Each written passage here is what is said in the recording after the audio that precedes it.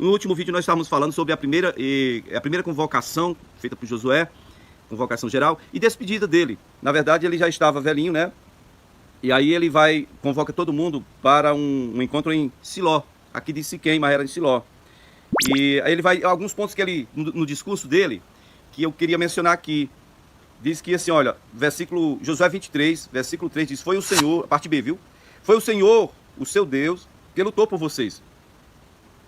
Lembre-se que eu reparti a herança para as tribos, para todos vocês, e lembre-se que todas as terras, né, das nações, o Senhor já entregou. Tanto as que ainda restam, como as que eu conquistei entre o Jordão e o Mar Grande. Ou seja, ainda tinha muita terra para ser totalmente tomada. O domínio já estava estabelecido, mas eles não tinham o controle total das terras, porque o povo ainda morava ali.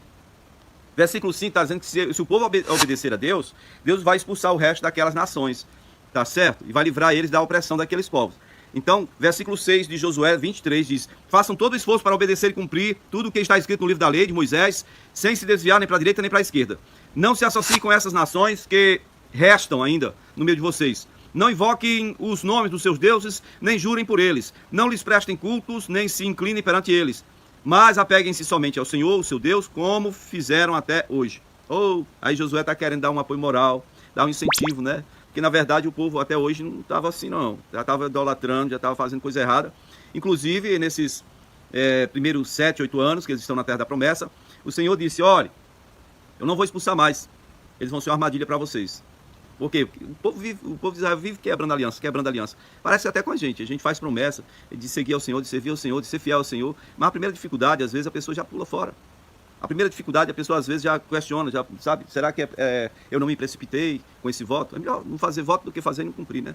Já diz a palavra. Bom, queridos, então, no versículo 10 aqui de Josué 23, ele menciona assim, ó, um só de vocês faz fugir 1000, porque o Senhor, o seu Deus, luta por vocês. Então, dediquem-se com zelo ao Senhor, amem ao Senhor, o seu Deus. Se todavia vocês se afastarem e se aliarem aos sobreviventes desta nação, os que restam, né, no meio de vocês, e se vocês se casarem com eles, se associarem com eles, pelo casamento, no caso, estejam certíssimos de que o Senhor, o Deus, o seu Deus, já não os expulsará estas nações de diante de vocês. Ao contrário, elas se tornarão armadilhas e laços para vocês. Elas se tornarão chicote em suas costas e espinho em seus olhos, até que vocês vocês sumam, né? Desapareçam dessa boa terra que o Senhor lhes deu. Tá bom? Aí no versículo 15 de Josué, capítulo 23, verso 15, ó. Mas assim como cada uma das boas promessas do Senhor, o seu Deus, se cumpriu, também o Senhor fará cumprir-se em vocês todo o mal com que os ameaçou, até eliminá-los desta boa terra que eles deu. Se violarem a aliança do Senhor, né, o seu Deus, se quebrarem os mandamentos, se andarem na desobediência, né, se passarem a cultuar outros deuses, se vocês se inclinarem a eles, a ira do Senhor se acenderá contra vocês e vocês logo desaparecerão dessa boa terra que ele deu para vocês. Estão entendendo? Esse é o discurso do Josué. Aí no capítulo 24 vai dizer que esse discurso, essa reunião foi em Siquém, certo? E aí ele vai falar da história do Abraão desde o início, quando Abraão era idólatra. Versículo 8 de Josué 24. Diz, eu os trouxe para essa terra boa, dos amorreus e tal, que viviam ao leste do Jordão, lutaram, dei vitória para vocês. Quando Balaque chamou Balaão para amaldiçoar vocês, eu não deixei que Balaão amaldiçoasse vocês. E assim por diante. Josué vem lembrando a eles todas as vitórias e tudo que Deus fez por eles. Tudo que Israel foi beneficiado, né? Tá certo? Aí no versículo 11 de Josué 24, diz assim, vocês lembram quando vocês atravessaram o Jordão, vocês chegaram a Jericó, né? Como Deus deu vitória para vocês, os amorreus, os ferezeus, os cananeus, os hititas, os gigazeus, os heveus e os jebuseus. Aí, agora, não citou aqui os cananeus propriamente dito, porque toda a terra era de Canaã, mas tinha um povo que era um núcleo chamado o clã dos cananeus, né? Não foi citado aqui. Aqui é o único lugar onde é citado os gigazeus, mas não cita os cananeus, tá bom? Queridos, Josué 24, 11. Aí no 12, diz, que Deus dizendo, eu causei pânico neles, eu os expulsei, eu os exterminei, e dei essa terra boa para vocês, com cidades que vocês não construíram, e vocês moram nessa cidade, com vinhas e olivais que vocês não plantaram, vocês só desfrutam. Aí no final, no meio desse discurso, Josué diz, agora vocês devem temer, é dever de vocês temerem e servirem ao Senhor com integridade e fidelidade. Agora vocês devem jogar fora todos os ídolos, joguem fora, né, os ídolos que os seus antepassados adoraram, além do Eufrates, e os ídolos dessa terra, joguem fora. Se, porém, vocês se agradam em servir ao Senhor, não se agradam em servir ao Senhor, escolham hoje a quem vocês vão servir. Eu e minha casa serviremos ao Senhor. Tipo, se vocês vão servir a esses deuses, ok. Eu e minha casa serviremos ao Senhor. Está lá em Josué 24:15. 24:15. No 16, então, olha só a falsidade como é. A mesma coisa que eles falavam e faziam com Moisés, agora vai se repetir. Eles estão aqui dizendo, então, o povo respondeu, longe de nós adorarmos a ídolos, abandonarmos o Senhor para servir a outros deuses. Longe de nós. Foi o próprio Senhor que nos tirou do Egito, livrou lá os nossos pais. Foi o próprio Senhor que nos protegeu no caminho. Além disso, o Senhor expulsou diante de nós essas nações. Nós também serviremos o Senhor, Josué, porque Ele é nosso Deus. Isso está no versículo 18 de Josué 24. Olha que maldade. Nós vamos servir ao Senhor também, porque o Senhor é o nosso Deus. Olha o versículo 19. Josué vai e diz ao povo, vocês não têm condições de servir ao Senhor. Ele é Deus santo e Ele é Deus zeloso. Ele não perdoará a rebelião e o pecado de vocês. Se vocês abandonarem o Senhor e servirem esses deuses estrangeiros, Ele se voltará contra vocês e os castigará. Mesmo depois de ter sido bondoso para com vocês, Ele os exterminará. Ai, Jesus, olha aí. Versículo 21 de Josué 24, vai dizer, o povo, porém, respondeu a Josué, de maneira nenhuma, nós serviremos ao Senhor. Não, ele não vai nos exterminar, porque ele não vai precisar disso, Josué, nós não vamos servir a outros deuses, não. E aí Josué vai e diz, vocês são testemunho contra vocês mesmos de quem escolheram servir ao Senhor. Aí eles gritaram, somos testemunhos contra nós mesmos, que nós escolhemos o Senhor. Olha aí. Versículo 23, disse Josué, agora então, joguem fora os deuses estrangeiros que estão no meio de vocês, que estão com vocês, voltem-se de coração para o Senhor, o Deus de vocês, o Deus de Israel. E o povo disse a Josué, serviremos ao Senhor, o nosso Deus, e lhe obedeceremos. Naquele dia Josué firmou um pacto com o povo em Siquém, e lhe deu decretos e leis. Josué registrou essas coisas no livro da lei de Deus. Depois ergueu uma grande pedra, e ali, sob a grande árvore, olha, a grande árvore, perto do santuário do Senhor. O santuário do Senhor estava em Siló. Tá bom? Siló era uma localidade, uma comunidade de Siquém. Ou era muito próximo, porque Siquém era a região, né? Como Galileia. Tá? Região da Galileia, Tiberíades, Nazaré, aí por diante, tá bom? Então, eles estavam uma pedra bem pertinho do santuário do Senhor.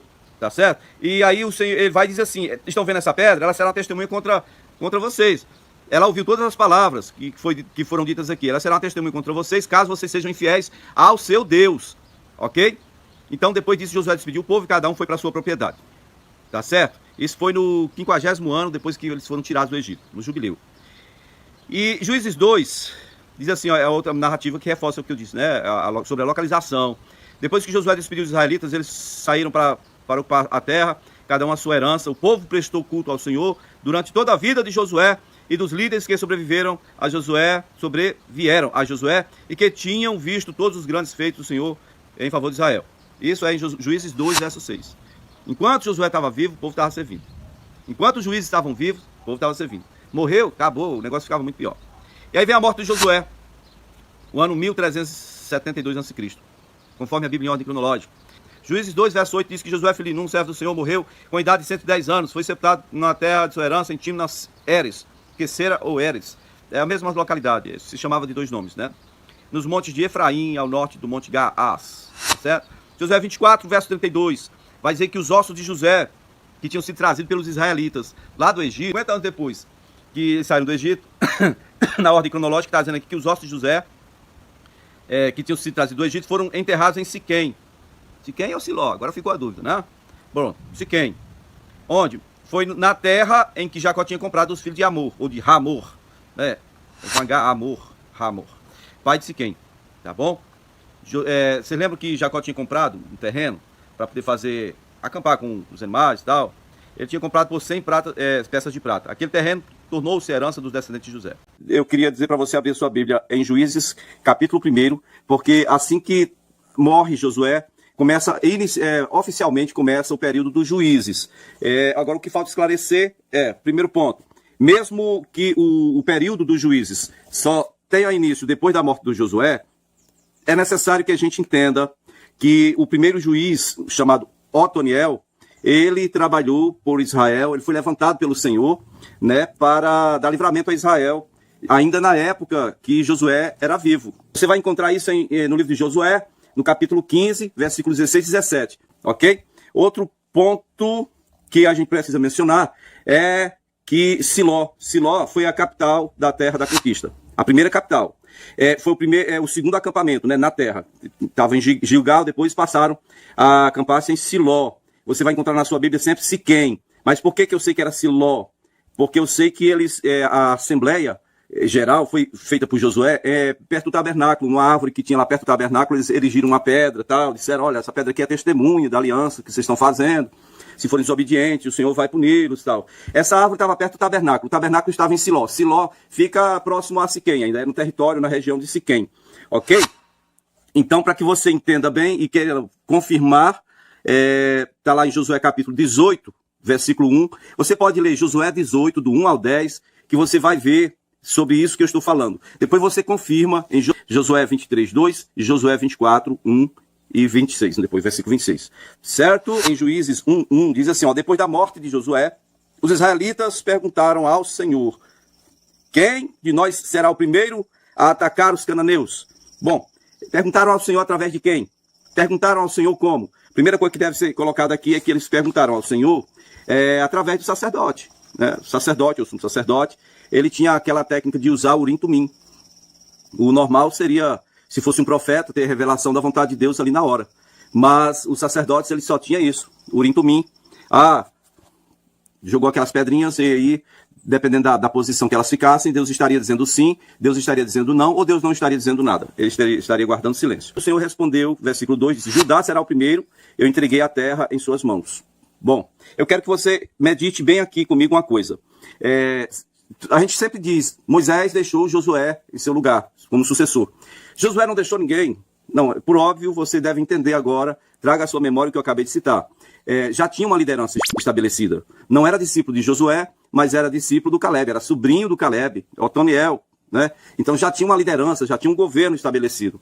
Otoniel, então, é da tribo de Judá, né, descendente do Caleb. Primeiro, o governo esteve nas mãos de Moisés, levita. Depois Levita ficou mais com o sacerdócio. E o Josué era da tribo de Efraim. E agora o governo está na mão de Judá, né, o ancestral dos judeus, de todos os judeus. Ok? Bom, queridos, então veja bem. Os homens de Judá, Josué capítulo 1, versículo 3, diz que os homens de Judá, eles entraram na aliança com a tribo de Simeão, segundo filho mencionado aqui de Israel, né? Rubem, Simeão. E aí eles foram à luta, foram à guerra. E o Senhor entregou os cananeus e fizeram guerra com eles. Mataram 10 mil homens em Bezeque.